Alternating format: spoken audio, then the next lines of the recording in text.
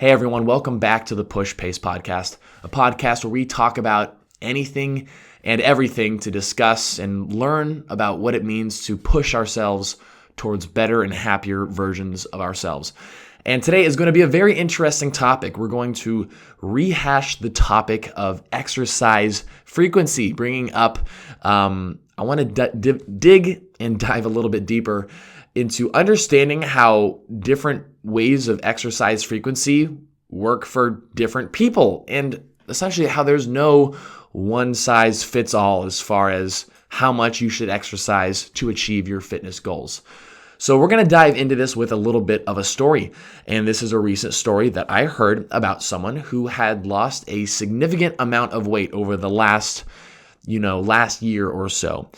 Big chunk of weight has been lost through basically almost nonstop Orange Theory fitness classes. We're talking day after day, 7 days a week, no rest days, and achieving a very significant amount of weight loss by doing so.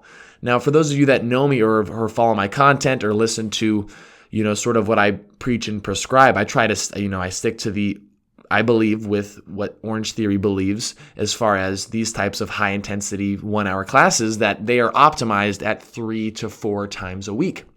And here's this person doing 7 days a week for multiple weeks, for multiple months in a row, maybe one day thrown in as a rest day here and there, but for the most part, just nonstop, and getting great results from doing that. So what gives?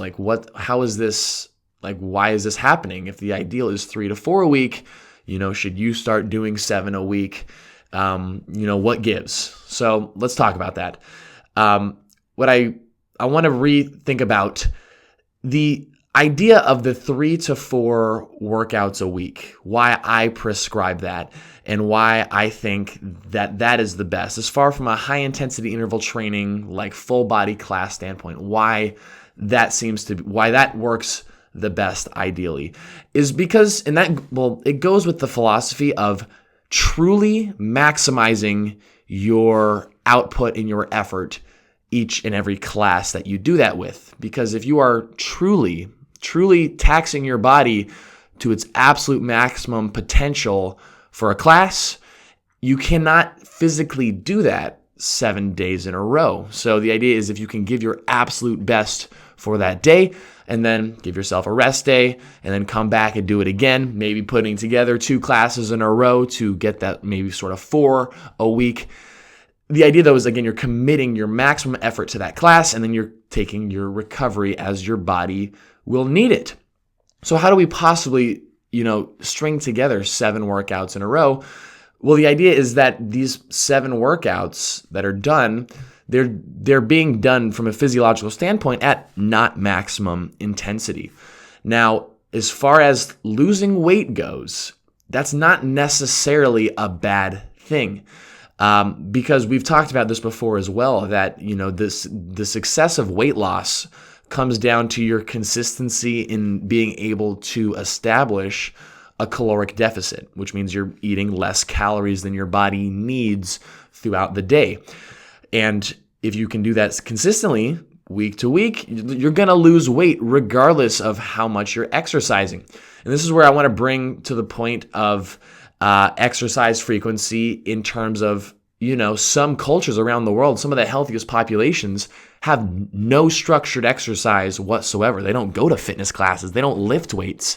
They just have a relatively active lifestyle. And that combined with, that specific diet that culture might eat, as long as you're not over consuming calories, then you'll stay at a healthier body weight. Same goes, there have been countless examples of many people that have lost tons and tons and tons of weight through no exercise at all, no change to physical activity, just limiting the amount of calories that they're eating.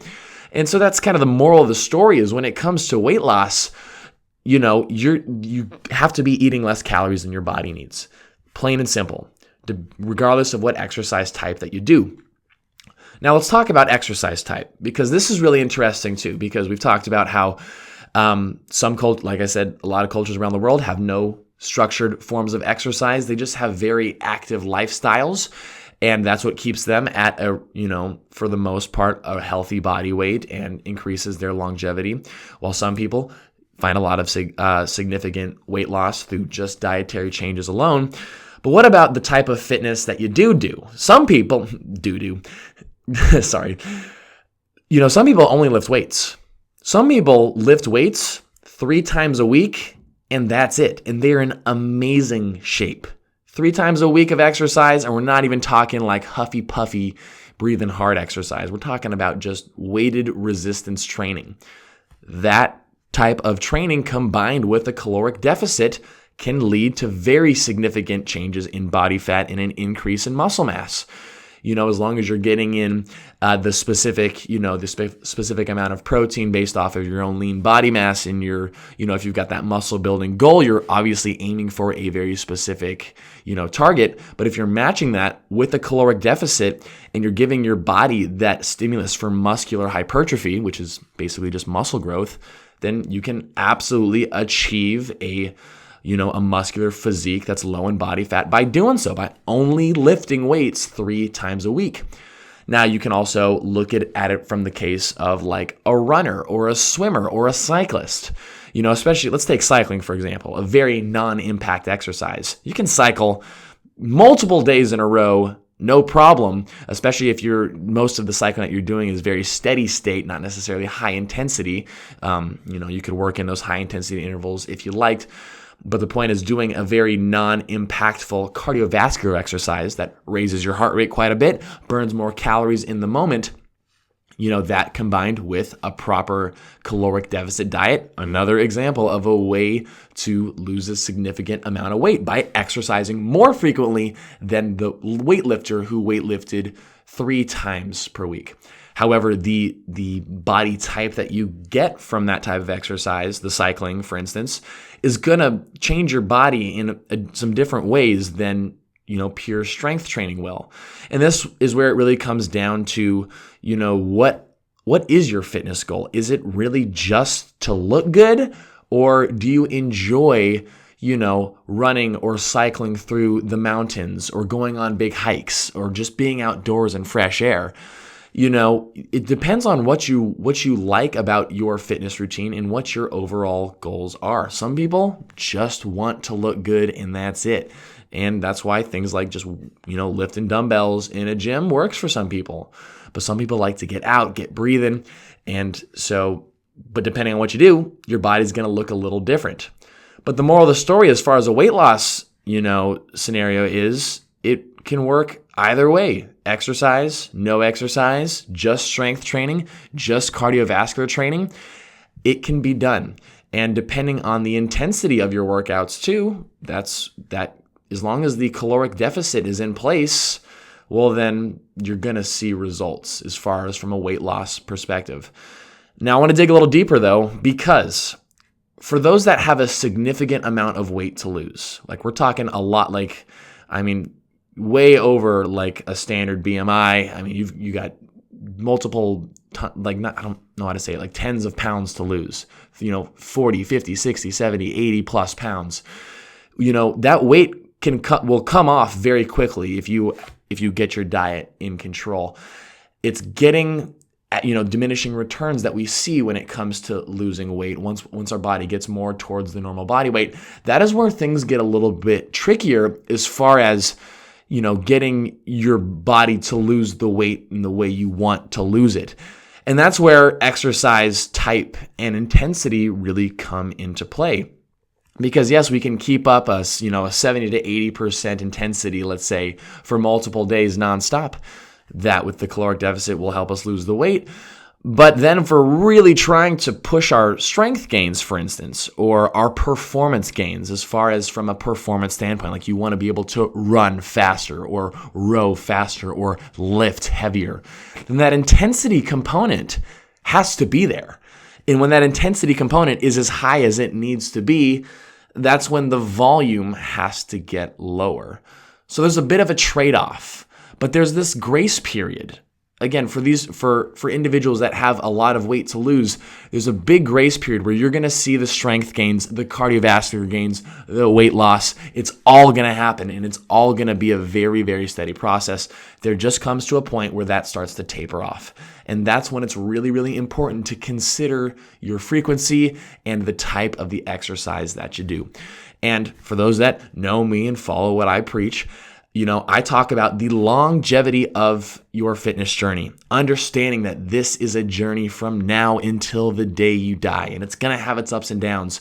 But to be in it for the long haul and to really try to see progress continuously, you have to bring the intensity to those workouts, because that is what's going to push your fitness farther along to help you continuously see improvements. Because again, eventually the weight loss starts to stagger, and then you got to switch things up. You got to change something, and that tends to be the intensity that you can bring to the workout. But it's tricky though, because there's no right way. There's no right way. There's just the right way that works for you.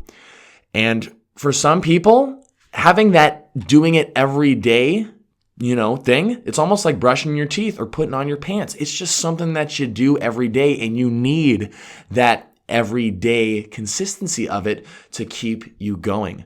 It's hard to say only go 4 times a week, and then you've got your days off in between. It's like, well, what do I do? Do I really just sit here?